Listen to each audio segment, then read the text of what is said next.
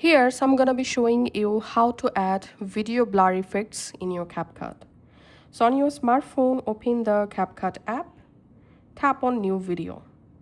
And now select the video in which video you want to add blur effect and import the video.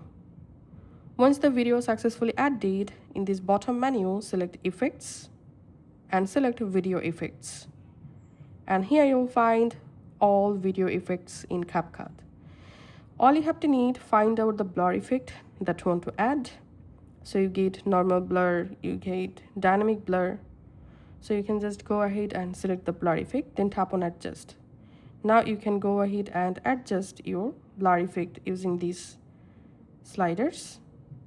So you can increase intensity, you can adjust glow, you can adjust range, you can adjust color as well. So that's how we can actually do it.